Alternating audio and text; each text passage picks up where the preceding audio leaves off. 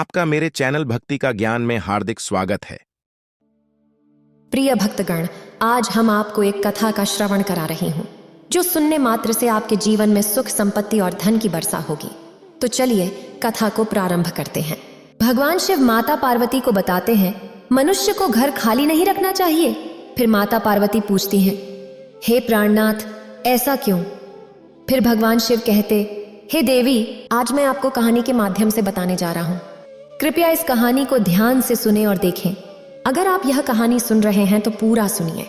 इस कथा को आधा अधूरा छोड़कर जाने की गलती मत करिएगा, क्योंकि इस पवित्र कथा को पूरा सुनने से मनचाहा फल की प्राप्ति होगी। इसलिए इस कथा को पूरा सुने। आप शिव भक्त हैं तो भोलेनाथ का अनादर ना करें। हे प्रिय, चलिए कहानी आरंभ करते हैं। दुर्गापुर में देवी माता का एक मंदिर था जो बहुत शक्तिशाली माना जाता था। मंदिर में देवी माता की मूर्ति अत्यंत उग्र थी। दुर्गापुर के सभी लोग देवी माता के बड़े भक्त थे और मंदिर की मूर्ति की तरह प्रतिमा बनाकर अपने घर में रखते थे और उसकी पूजा करते थे। उस नगर के बाहरी इलाके में एक क्रूर राक्षस रहता था जो वहां से गुजरने वाले सभी लोगों को मारकर खा जाता था। मैं इस गांव के लोगों को कभी नहीं छोड़ूंगा। मुझे उन सभी का विनाश देखना है। जब मैं बीमारी से पीड़ित था तब कोई मदद के लिए आगे नहीं आया था। गांव वालों को लगता था कि अगर कोई मेरे पास आएगा तो उसे भी यह बीमारी हो जाएगी। मेरी मृत्यु के बाद भी उन्होंने मेरा दाह संस्कार नहीं किया और मुझे सड़क के किनारे छोड़ आए। यह भूत बाहरी इलाके में एक पेड़ पर बैठता था और सपने देखता था कि वह दुर्गापुर के लोगों से बदला लेगा। उस रात एक आदमी घर जाने की सोच रहा था। कुछ दिनों में काशी में काम बंद हो रहा है।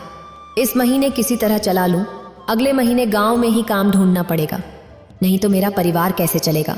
काम तो करना ही पड़ेगा। इतना कहकर दुखा खुद से बातें करते हुए काशी से उस गांव के बाहरी इलाके में आ जाता है। उसे एक अजीब सी घड़घड़ाहट की आवाज सुनाई देती है। अरे, इस समय यहां पर यह अजीब आवाज कहां से आ रही है? इतनी रात को यहां कौन हो सकता है? क्या मैं सपना देख रहा हूं? इतना कहकर दुखा बिना ध्यान दिए थोड़ा और आगे बढ़ जाता है। अरे, ये तो वही दुखा है ना जो इस गांव में रहता है। मुझे अच्छे से पता है कैसे उसे अपने पास लाना है। यह कहते हुए भूतनी इस बार मछली के सूप की गंध बाहर निकालती है। अरे ये क्या? मुझे मछली के सूप की गंध बहुत पसंद है। मुझे लगता है कि यहां कहीं आसपास मछली पक रही है। इतना कहकर दुखा मछली के सूप की गंध के पीछे पीछे चलता है और बरगद के पेड़ के पास पहुंच जाता है। जैसे ही वह पेड़ के पास पहुंचता है, भूत उसके सामने कूद पड़ता है। राक्षस को देखकर दुखा हैरान रह जाता है। वह भागने की कोशिश करता है, लेकिन राक्षस अपनी लंबी हाथों से दुखा का गला पकड़ लेता है और फिर उसे पूरा खा जाता है। बड़ा आया था मछली का सूप ढूंढने। मैं इसी तरह चाल चलूंगा और गांव के सभी लोगों को अपनी ओर आकर्षित करूंगा। इस प्रकार वह भूत गांव में सभी को मारने के लिए तरह तरह की योजनाएं बना रहा है। वहीं दूसरी ओर गांव में लोगों की संख्या दिन ब दिन कम होती जा रही है। हालांकि गांव छोटा हो गया था, फिर भी विक्रम रक्षाबंधन पर लोगों से यह बात कहते थे। मुझे तो बिल्कुल भी समझ में नहीं आ रहा है कि गांव के एक एक करके सभी लोग गायब कैसे हो रहे हैं। काशी जैसे बड़े शहर में सभी गांव के लोग काम पर जाते हैं पर वापस नहीं आते हैं। हमारे गांव के कुछ पड़ोसी अगले गांव में रिश्तेदार के घर गए थे, पर वे लोग भी वापस नहीं आए। सभी लोग लापता हैं। विक्रम यही कहा करते थे। इस बीच ग्रामीणों में से एक वीर्या विक्रम से यह कहता है, देखिए मुखिया जी, मैं आसपास के सारे रिश्तेदारों के घर गया था। उन सारे रिश्तेदारों ने कहा कि हमारे घर से तो वापस चला गया है। मुझे समझ नहीं आ रहा है कि वे लोग कहां गायब हो गए। विक्रम की पत्नी सुलेखा कहती हैं, हर कोई काम के कारण गांव से बाहर जाता है, इसीलिए कोई ना कोई समस्या होती है। बहुत से लोग तो गायब भी हो गए हैं, इसीलिए हमें 1 महीने तक गांव से बाहर नहीं जाना चाहिए, यहीं पर ही रहना चाहिए। हाँ, ये आइडिया बहुत ही अच्छा है। सुनो सभी गांव वालों, आज से 1 महीने तक कोई भी इस गांव से बाहर नहीं जाएगा। यदि मेरी बात ना सुनते हुए आप लोग बाहर गए तो आप लोगों की जान जाएगा।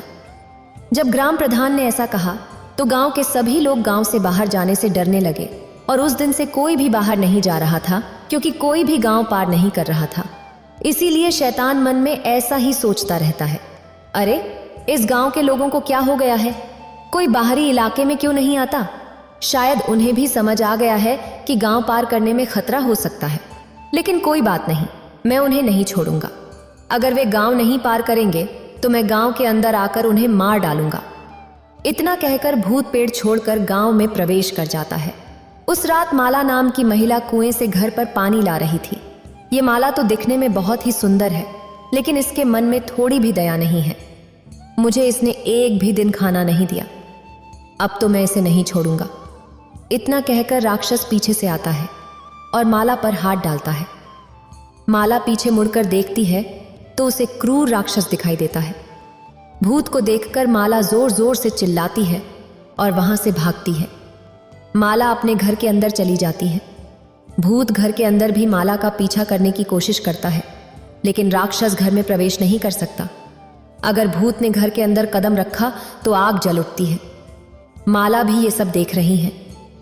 अरे, ये घर पर क्या हो रहा है? मैं इस घर में क्यों नहीं जा सकती? ऐसा क्यों? मुझे कुछ भी नहीं पता। मुझे अकेला छोड़ दो, तुम चले जाओ, कहकर माला अपने कमरे में चली जाती है। भूत उसका कुछ नहीं बिगाड़ पाता। उस रात रैना अपने घर के बाहर बैठकर कुछ सोच रही थी। भूत सोचती है कि उसे रैना को मारकर खा जाना चाहिए, तो भूत आती है और रैना के सामने खड़ी हो जाती है। रैना भी दौड़कर अपने घर के अंदर चला जाता है। भूत भी उसका पीछा करता है और घर में घुसने की कोशिश करता है, लेकिन घर में घुस नहीं पाता। कुछ ना कर पाने पर भूत अपने बरगद के पेड़ के पास चला जाता है। असल में ये सब क्या हो रहा है? मैं किसी के घर में क्यों नहीं जा सकता? यहां आखिर हो क्या रहा है? उस रात किसी तरह से बीत गई। अगले दिन सभी लोग एकत्रित होते हैं। कल रात को एक खतरनाक डायन मुझे मारने आई थी। मैं डर के मारे घर के अंदर भाग गई, लेकिन हैरानी की बात यह है कि वो डायन मेरे घर में घुस नहीं सकी। पता नहीं क्यों। हाँ मुखिया जी, मेरे साथ भी ऐसा ही हुआ। मुझे समझ नहीं आ रहा कि वो भूत मेरे घर में प्रवेश क्यों नहीं कर सका। देखो, इसका एक मुख्य कारण है। इस गांव के सभी लोग देवी माता की पूजा करते हैं। हमारे गांव में जो देवी माता का मंदिर है, उसकी तस्वीर सभी गांव वालों के घर में है। इसीलिए वो बुरी आत्मा घर में प्रवेश नहीं कर सकती। इसलिए सारे गांव वालों, रात को बाहर मत निकलो, ठीक है? इसलिए सभी लोग रात में घर पर ही रहने का फैसला करते हैं और इस तरह दिन बीत जाता है। रात होते ही भूत फिर से गांव में प्रवेश करता है। मैं तो इस गांव वालों के घर के अंदर जा भी नहीं सकती। मुझे तो ये भी नहीं पता कि ये सब क्यों हो रहा है। घर के अंदर रहे लोगों को फुसलाकर बाहर लाना होगा, तभी तो मार पाऊंगी। इसलिए शैतान उन लोगों को बाहर लाने की कोशिश करता है जो घर के अंदर है। भूत सबसे पहले रैना के घर जाता है। हालांकि रैना की पत्नी सुलेखा है, इसलिए वो भूत सुलेखा की आवाज में बात करती है। देखो, मैं सुलेखा हूं। घर के अंदर जो है वो सुलेखा नहीं है। कृपया दरवाजा खोलें और बाहर आइए। नहीं नहीं, मैं ही असली सुलेखा हूं। ये कैसा भ्रम है? कृपया आप बाहर न जाएं। इस प्रकार रैना भूत और वास्तविकता के बीच उलझा हुआ है। रैना ने हिम्मत करके दरवाजा खोला और बाहर आ गई। तभी राक्षस अचानक रैना का गला पकड़ लेता है। मैं तो यही सोच रही थी कि ये कोई भ्रम है। हे देवी माता, अब आप ही हमें इस डायन के हाथ से बचाइए, हमारी मदद कीजिए। तो सुलेखा देवी इसी तरह से देवी माता से विनती करती है। सुलेखा देवी माता की तस्वीर घर के अंदर से लाकर उस भूत के सिर पर रखती है। भूत रैना का गला छोड़ देता है। भूत चरमराने लगता है। हालांकि वह अपने हाथ से सुलेखा का गला पकड़ने की कोशिश करता है। इसी बीच देवी माता प्रकट होती हैं। देवी माता शेर पर सवार होकर अपने त्रिशूल से भूत को घायल कर देती हैं। इसके बाद भूत जोर जोर से चिल्लाता है और जलकर राख हो जाता है। उस आवाज पर गांव के सभी लोग आ जाते हैं। देखो, इस समस्या का कारण तुम सभी हो। तुम्हें तो इसकी परवाह भी नहीं थी कि तुम में से कोई मुसीबत में है।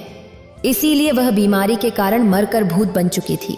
इसलिए अब से जब भी कोई पीड़ित या परेशानी में हो, उसकी सेवा करो।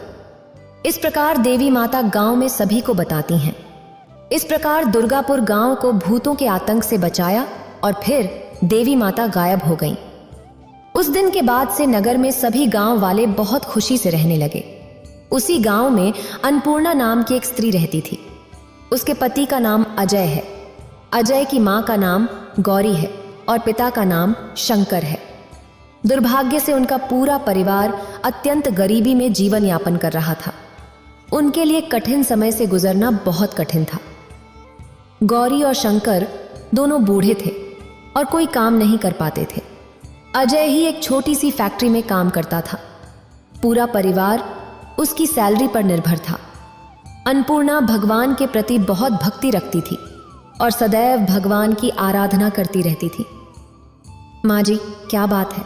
आप इतनी उदास क्यों हैं? अरे बेटी, क्या बताऊं, घर के हालात तो तुम्हें पता ही हैं। देखो ना, पहले तुम्हारे ससुर जी काम करते थे, पर अब बीमारी के कारण घर पर ही रहते हैं। अब तो पूरा घर की जिम्मेदारी अजय पर आ गई है। बेचारा लड़का अकेले कैसे सब कुछ करेगा? मुझे तो बहुत चिंता होती है। माँ जी, हम क्या कर सकते हैं? हालात कभी कभी ऐसे हो जाते हैं। इसीलिए तो हम सब सोच रहे हैं कि अगर मिलकर कोई काम करें तो घर चलाने में आसानी होगी। पर यहाँ तो कोई काम भी नहीं है। हमें काम देगा कौन? माँ जी, आप इतनी चिंता मत कीजिए, वरना आपकी तबीयत खराब हो जाएगी।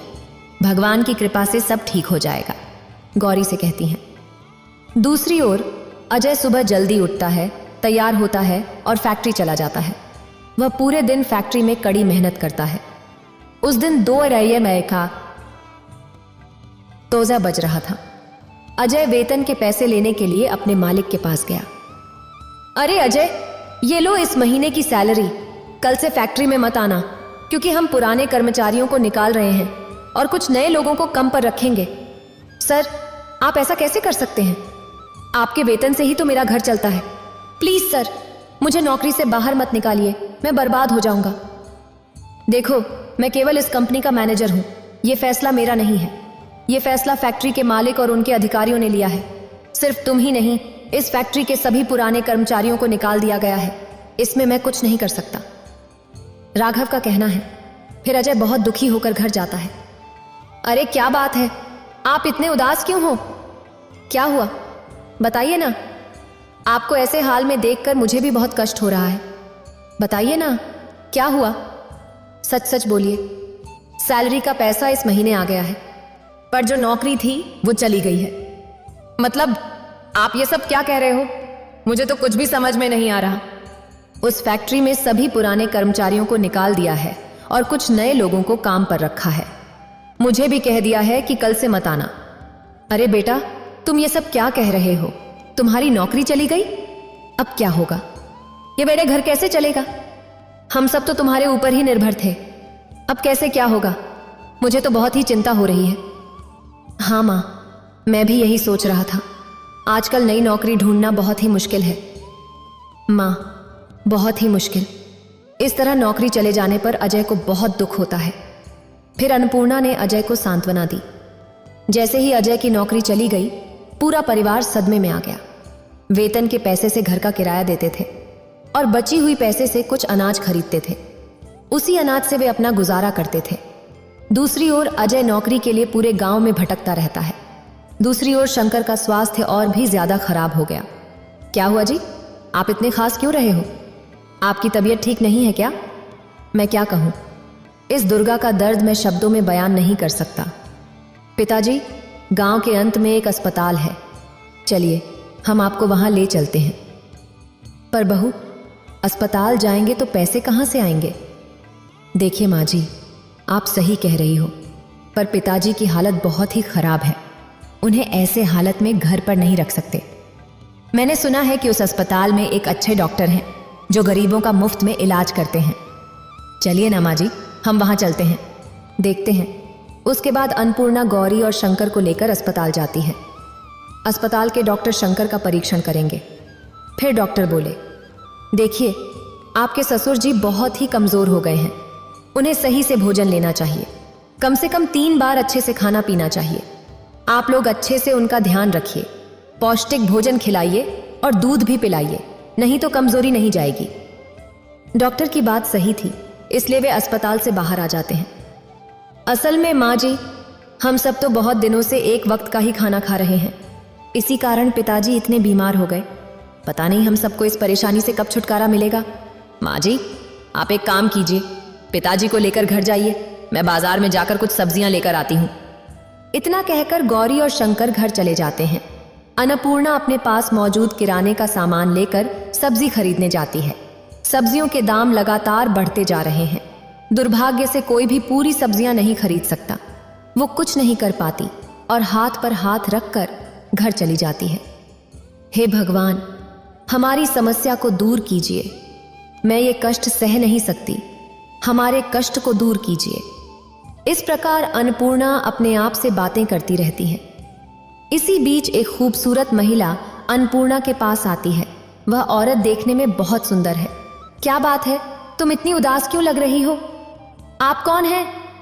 इससे पहले तो मैंने आपको इस गांव में कभी नहीं देखा। देखो, अभी वो सब छोड़ो, अगर कोई समस्या है तो बताओ, मैं तुम्हारी मदद करूंगी। तुम इतनी उदास क्यों हो? देखिए, आप ये सब क्या कह रहे हो? मुझे तो कुछ भी समझ में नहीं आ रहा। असल में हमारे परिवार की हालत बहुत खराब है। मेरे पति की नौकरी चली गई है, ससुर जी भी घर पर बीमार हैं और ये सब सोचकर मेरी सास की भी तबीयत ठीक नहीं है। मैं क्या करूं?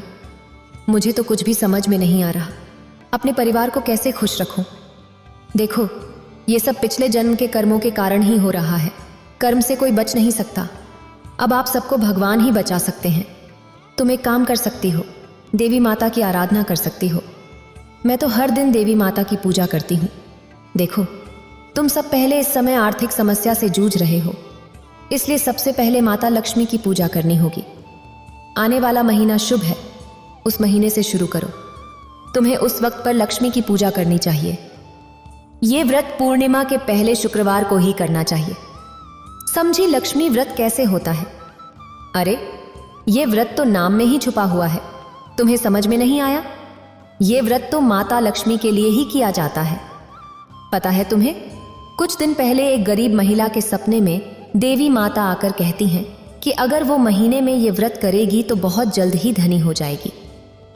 देवी माता के कहे अनुसार उस महिला ने सब कुछ किया और बहुत जल्द ही वो अमीर बन गई। इसलिए मैं भी चाहती हूं कि तुम ये व्रत करो। पूर्णिमा के पहले शुक्रवार को तुम अपने घर पर एक कलश का स्थापन करना। उस कलश को माँ लक्ष्मी के रूप में मानकर पूजा करना। उसके बाद तुम्हारे पास जो कुछ भी हो उससे माँ लक्ष्मी के सामने भोग चढ़ाना। इससे देखना माता खुश होंगी और तुम्हारा हर कष्ट दूर हो जाएगा। इतना कहकर महिला वहां से चली जाती है। अन्नपूर्णा देवी लक्ष्मी का व्रत करने का निर्णय लेती है। जैसा कि अपेक्षित था, वह अपनी सास को भी बताती है। गौरी भी इस बात से सहमत है। फिर शुक्रवार आता है। अन्नपूर्णा के पास कुछ ही पैसे हैं। उस पैसे से वह एक नारियल और कुछ सुपारी खरीदती है और कुछ पूजा की सामग्री भी।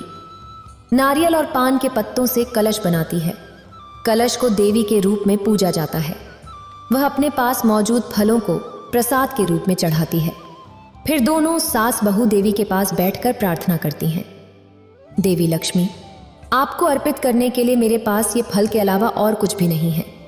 हम सब बहुत गरीब हैं, कृपया करके हमारी ये गरीबी दूर कर दीजिए देवी माता जी। यह कहते हुए दोनों बाहर आईं। पूजा की थाली लेकर दोनों सास बहू देवी माँ का इंतजार करने लगीं। काफी समय बीत गया, फिर भी देवी माँ उनका भोग लेने नहीं आई। अन्नपूर्णा समझ नहीं पा रही थी कि क्या किया जाए। इस बीच जो महिला अन्नपूर्णा को देवी लक्ष्मी के उपवास और प्रतिज्ञा के बारे में बताई थी, वह महिला अन्नपूर्णा के घर के पास आई। अरे बहन, आप यहाँ? माँ जी देखिए ना, ये बहन ही मुझे व्रत के बारे में बताई थी। देखिए ना बहन, आपने जैसे कहा मैंने सब कुछ वैसे ही किया, पर ये भोग लेने यहाँ तो कोई भी नहीं आया। इतना कहने के बाद अन्नपूर्णा ने पूजा सामग्री उस महिला को सौंप दी और वह महिला तुरंत देवी माता में बदल गई। यह देखकर दोनों सास बहू सहित पूरा परिवार बहुत आश्चर्यचकित हो गया। फिर उन्होंने देवी माँ के चरणों में गिरकर प्रणाम किया। तुमने बहुत श्रद्धा के साथ पूजा की है। देखो, यहाँ कई लोग धूमधाम से पूजा करते हैं, लेकिन तुमने बहुत ही शांतिपूर्वक मेरी पूजा की। इससे मैं बहुत प्रसन्न हुई हूँ, इसीलिए तुम्हारे ऊपर कृपा करने के लिए यहाँ आई हूँ। अब तुम निश्चिंत रहो, तुम्हारे सभी कष्ट मैं दूर कर दूंगी। यह कहकर देवी माता ने उनके पूजा कक्ष में सोने की वर्षा की। देवी माँ उनकी भक्ति से प्रसन्न होकर पूरा घर सोने के सिक्कों से भर देती हैं और फिर उन्हें आशीर्वाद देकर वहां से गायब हो जाती हैं। काशी नगरी में रामपुर गांव में एक पुराना घर था। उस घर में कोई नहीं रहता था। गांव के लोग उस तरफ जाने से भी डरते थे। वह मकान उस गांव के जमींदार का था, लेकिन मकान मालिक भी कभी उस घर के अंदर जाने की हिम्मत नहीं कर सका। उस घर में एक क्रूर डायन रहती थी। उस डायन का नाम छाया था। वह उस घर में रहती थी। उस घर की ओर जाने वाले को मार दिया जाता था। मकान मालिक भी घर छोड़कर चला गया। वहीं दूसरी ओर दूसरे गांव में माला और अजय नाम का एक जोड़ा रहता था। देखो, हम बरसों से इस गांव में हैं। अब इस गांव को छोड़कर जाने में बहुत तकलीफ हो रही है। हाँ माला, इस गांव को छोड़कर दूसरी जगह जाना बहुत दुखद है। मैं बचपन से इसी गांव में पला बढ़ा हूं, इसलिए मुझे बहुत दुख हो रहा है। हमारे गांव के सरपंच ने कहा है कि हमें कुछ दिनों के लिए इस गांव को छोड़कर कहीं दूर जाकर रहना है। सुना है कि गांव में कुछ काम किया जाएगा, जैसे सड़कें बनेंगी, अस्पताल बनेगा और फिर सुंदर सुंदर घर भी बनेंगे। इसलिए जब ये सब काम चलेगा, अगर गांव वाले यहीं रहेंगे तो उन्हें काम करने में दिक्कत होगी। इसलिए सरपंच जी ने कहा है कि कुछ दिनों के लिए कहीं दूर जाकर रहें। हाँ माला, मैं भी वही सोच रहा हूं। हमारा तो इस गांव में कुछ भी नहीं है, 2 कपड़ों के सिवा। चलो माला, अब इस गांव में नहीं रहना है। सारे सामान लेकर हम आज ही दूसरे गांव में चले जाएंगे। इसलिए अजय और माला अपना सामान हाथ में लेकर अपना गांव छोड़ देते हैं। फिर भी वे यात्रा करते हैं और रामपुर गांव में पहुंचते हैं। वहां वे रामपुर के जमींदार राघव के पास जाते हैं। राघव पूछते हैं, अरे तुम लोग कौन हो? तुम्हें देखकर तो नहीं लगता कि तुम इस गांव के हो। तुम लोग पति पत्नी मेरे पास क्यों आए हो? तुम लोग मुझसे क्या चाहते हो? अजय जवाब देता है, देखिए बाबू, हम गौरीपुरम गांव से हैं। आप तो जानते ही हैं कि वहां के सारे दलितों को गांव से निकाल दिया जा रहा है। इसलिए हम दोनों पति पत्नी इस गांव में आ गए हैं। कुछ दिनों के लिए हमें आपके गांव में आश्रय दीजिए बाबू। राघव कहते हैं, हाँ हाँ, मैं जरूर दूंगा। मुझे आप लोगों से कोई दिक्कत नहीं है। मन ही मन राघव सोचते हैं, अरे हाँ, इस गांव के अंत में एक पुराना घर है। वह घर कई बरसों से खाली है और मैं उसे किसी कीमत पर नहीं बेच सका। पर ये दोनों तो इस गांव के नहीं हैं, इन्हें पता भी नहीं है। उस पुराने घर को इन्हें भेज देता हूं। कुछ देर सोचने के बाद राघव अजय से कहते हैं, देखो, हमारे गांव में एक ही घर खाली है। अगर आप चाहो तो उस घर में रह सकते हो। इसके लिए मुझे 2000 रुपये महीने देने पड़ेंगे, नहीं तो वह घर नहीं मिलेगा। अजय जवाब देता है, ठीक है जमींदार बाबू, आप निश्चिंत रहें। हम हर महीने आपको 2000 देंगे। और हाँ जमींदार बाबू, उस घर में हमें कोई दिक्कत तो नहीं होगी ना? बिजली और पानी सही से मिलना चाहिए। राघव कहते हैं, आप लोगों को कोई दिक्कत नहीं होगी, आप घर पर सुरक्षित रह सकते हो। फिर राघव अजय और माला को पुराने भूतिया घर में ले जाते हैं। ये देखो, इस घर के बारे में बोल रहा था, ये घर पूरा खाली है। अजय पूछता है, अच्छा जमींदार बाबू, ये घर इतने दिनों से खाली क्यों है? यहां कोई क्यों नहीं रहता? बताइए ना। राघव जवाब देते हैं, क्योंकि इस गांव में सभी लोगों के पास अपने अपने घर हैं और ये घर गांव से थोड़ा दूर अंतिम छोर पर है। सबके पास अपने अपने घर हैं, इसलिए कोई इस घर में क्यों रहेगा? कई बरसों से ये घर खाली है, इसलिए आप लोगों को बताया। अजय कहता है, अच्छा ठीक है जमींदार बाबू, आप इस घर की चाबी मुझे दे दीजिए। जब अजय पूछता है तो राघव घर की चाबी अजय के हाथ में दे देते हैं।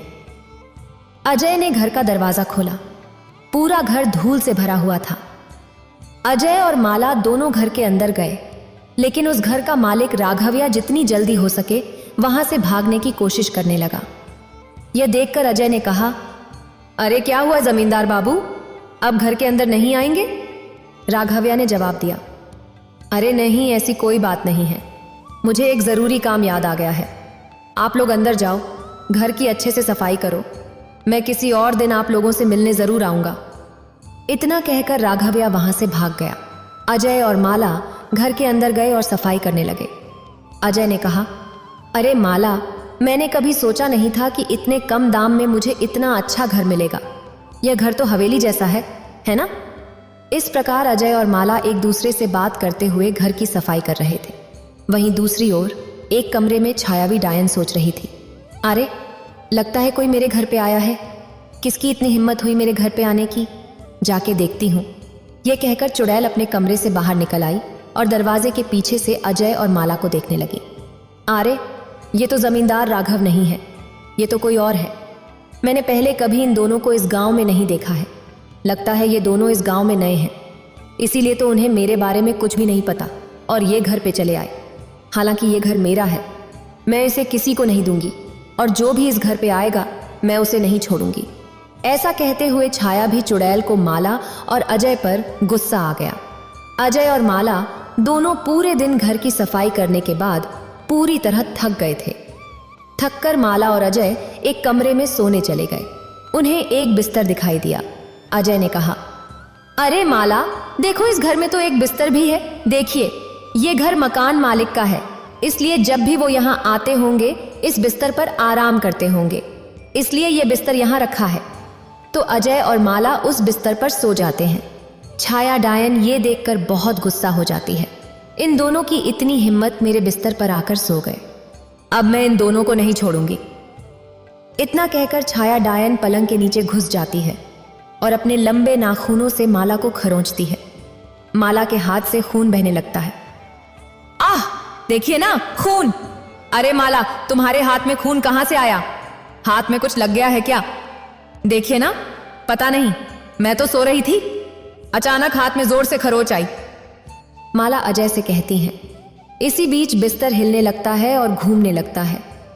अजय और माला का परिवार डर जाता है और जोर जोर से चिल्लाने लगता है। बिस्तर अचानक रुक जाता है और कुछ देर तक हवा में तैरता रहता है।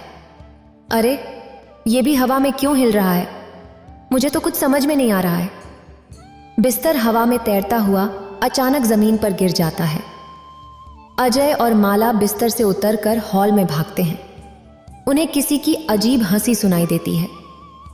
तुम दोनों की हिम्मत कैसे हुई मेरे बिस्तर पर सोने की? दोबारा अगर उस बिस्तर पर सोए ना तो इससे भी बुरा हाल तुम्हारा बनाऊंगी। अरे ये किसकी आवाज है? आप कौन हो? हमारे परमिशन के बिना हमारे घर के अंदर कैसे आए? आप कहां हो? क्या कहते हो तुम? मैं तुम्हारे घर में घुस आया हूं? ये मेरा घर है, तुम दोनों मेरे घर में घुस आए हो। ये घर सिर्फ मेरा है, तुम दोनों यहां से चले जाओ। देखिए मुझे तो बहुत डर लग रहा है, लगता है इस घर में कुछ बुरा है। चलिए हम दोनों यहां से भाग चलते हैं। कहने के बाद दोनों पति पत्नी दरवाजे से भागने की कोशिश करते हैं। तभी दरवाजा अचानक बंद हो जाता है। हाँ हाँ हाँ, यहां से जाना उतना आसान काम नहीं है। तुम अपनी मर्जी से यहां आए हो, पर मेरी मर्जी के बिना यहां से नहीं जा सकते। तुम दोनों मेरी इजाजत के बिना इस घर में आए हो, अब तुम दोनों यहां से जिंदा वापस नहीं जा सकते। मैं तुम दोनों को मार डालूंगी। जब छाया डायन ऐसा कहती है तो माला और अजय बहुत भ्रमित हो जाते हैं और सोचते हैं कि उन्हें वैसे भी घर छोड़ना होगा। लेकिन घर के सभी दरवाजे बंद हैं। उन्हें पूरे घर से अजीब सी आवाजें सुनाई दे रही थीं। माला और अजय बहुत डर जाते हैं। मुझे ये सब देखकर बहुत डर लग रहा है। अगर तुम्हारे मन में इतना ही डर था तो मेरे घर में घुसे क्यों? इतना कहकर जादुई डायन अजय के पास आती है। माला और अजय दोनों को छाया डायन दिखाई देने लगती है। वे दोनों बहुत ही डर जाते हैं। छाया डायन अजय की गला पकड़कर उसे ऊपर उठा देती है। यहाँ ये सब क्या हो रहा है? मुझे तो कुछ भी समझ में नहीं आ रहा। हे देवी माता, हमें आकर बचाइए। हमने तो कोई गलती भी नहीं की है। ये क्रूर डायन हम दोनों को मार डालेगी। देवी माँ, आप हमें बचाइए। माला जोर से चिल्लाती है। गांव का हर व्यक्ति उस चीख को सुन पा रहा था।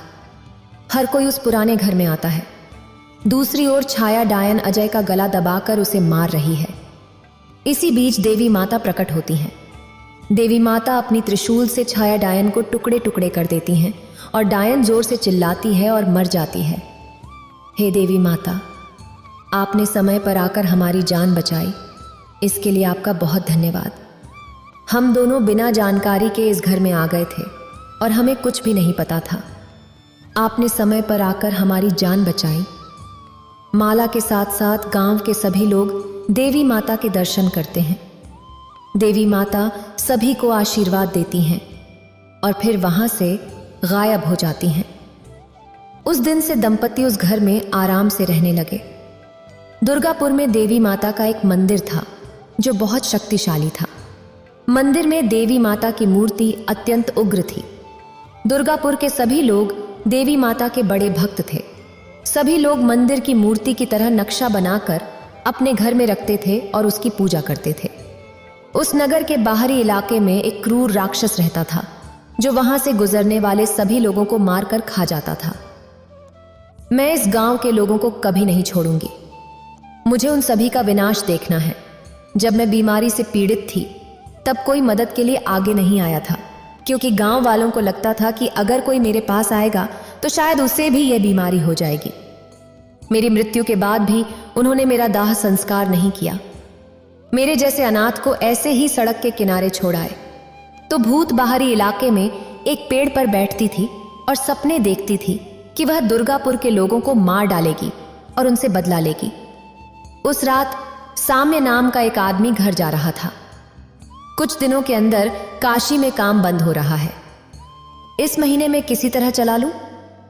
अगले महीने मुझे गांव में ही काम ढूंढना पड़ेगा, नहीं तो मेरा परिवार कैसे चलेगा। काम तो करना ही पड़ेगा। इतना कहकर संभया खुद से बातें करते हुए गांव के बाहरी इलाके में पहुंच जाता है। उसे एक अजीब सी गड़गड़ाहट की आवाज सुनाई देती है। अरे, इस समय यहां पर ऐसी अजीब आवाज कहां से आ रही है? इतनी रात को यहां कौन हो सकता है?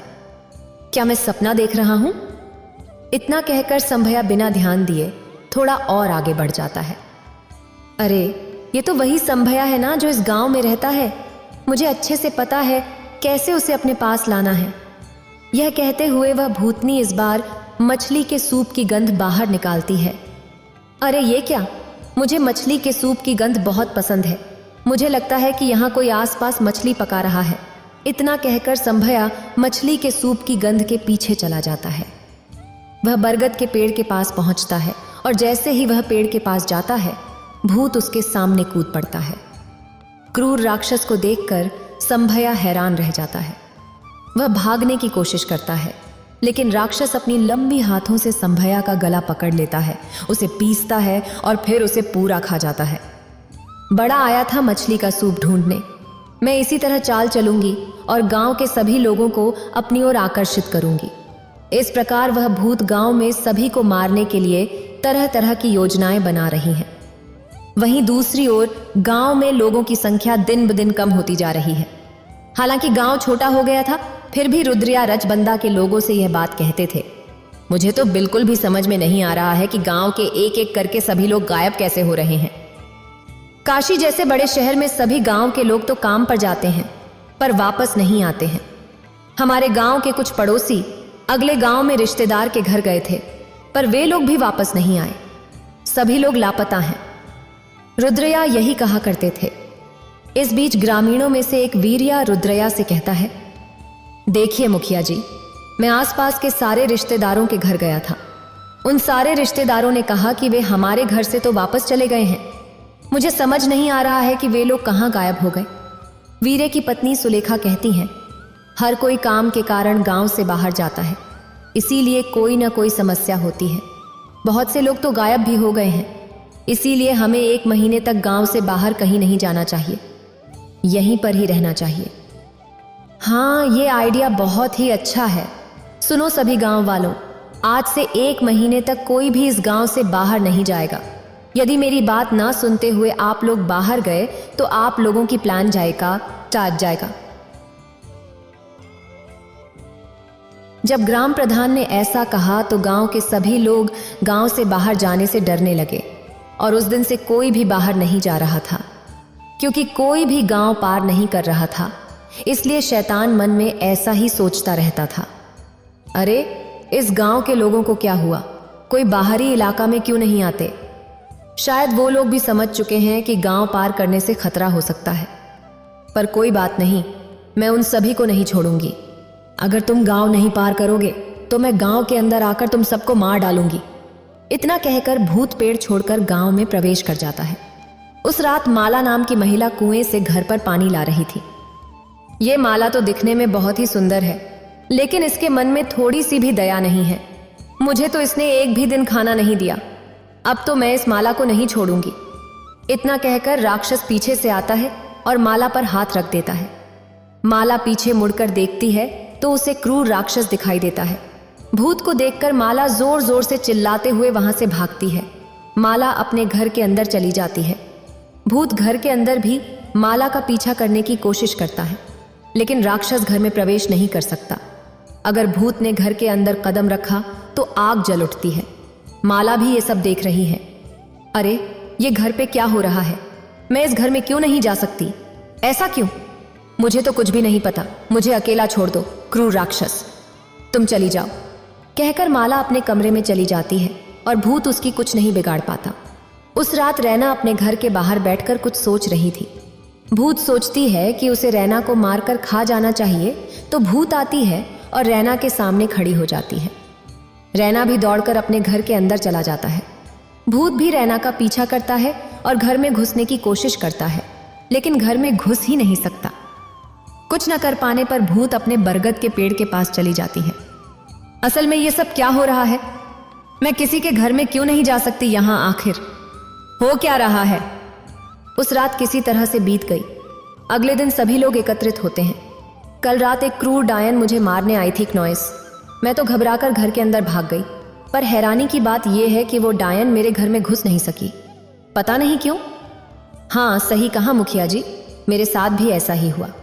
पर मुझे ये समझ में नहीं आ रहा है कि वो भूतनी मेरे घर के अंदर प्रवेश क्यों नहीं कर सकी। देखो, इसका एक मुख्य कारण है क्नॉइस। इस गांव के सभी लोग देवी माता की पूजा करते हैं। हमारे गांव में जो देवी माता का मंदिर है, उसकी तस्वीर हमारे सभी गांव वालों के घर में है। इसीलिए वो बुरी आत्मा घर में प्रवेश नहीं कर सकती, क्योंकि वो भूत हमारे घर में प्रवेश नहीं कर सकते। इसीलिए सारे गांव वालों रात को बाहर मत निकलो, ठीक है? इसलिए सभी लोग रात में घर पर ही रहने का फैसला करते हैं और इस तरह दिन बीत जाता है। रात हो जाती है। भूत फिर से गांव में प्रवेश करता है। मैं इस गांव के लोगों के घर के अंदर नहीं जा सकती। मुझे समझ नहीं आ रहा कि ये सब क्यों हो रहा है।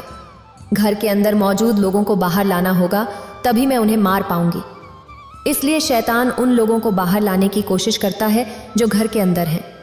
भूत सबसे पहले वीरिया के घर जाता है। चूंकि वीरिया की पत्नी सुलेखा है, इसलिए भूत सुलेखा की आवाज में बात करता है। देखो, मैं सुलेखा हूं। घर के अंदर जो है वो सुलेखा नहीं है। कृपया दरवाजा खोलो और बाहर आओ। नहीं नहीं, मैं ही असली सुलेखा हूं। ये कैसा भ्रम है? कृपया बाहर मत जाओ। इस प्रकार वीरिया भूत और वास्तविकता के बीच उलझ जाता है। वीरिया हिम्मत करके दरवाजा खोलता है और बाहर आ जाता है। तभी राक्षस अचानक वीरिया का गला पकड़ लेता है। मैं तो यही सोच रही थी कि ये कोई भ्रम है।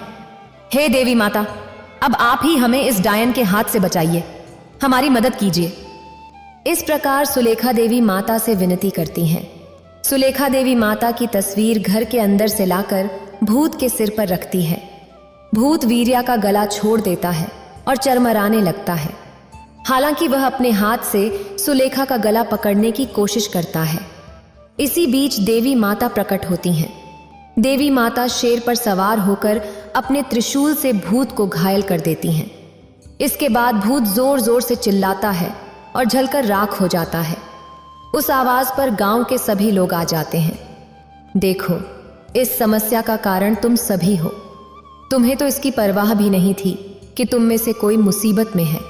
इसीलिए वह बीमारी के कारण मरकर भूत बन चुकी थी। इसलिए अब से जब भी कोई पीड़ित या परेशानी में हो, उसकी सेवा करो। इस प्रकार देवी माता गांव में सभी को बताती हैं। इस प्रकार दुर्गापुर गांव को भूतों के आतंक से बचाया और उसके बाद देवी माता गायब हो गईं। उस दिन के बाद से गांव में सभी लोग खुशी से रहने लगे। अगर आपको ये वीडियो अच्छी लगी हो तो लाइक करें और शेयर करें और मेरे चैनल भक्ति का ज्ञान को सब्सक्राइब करें। आपका धन्यवाद।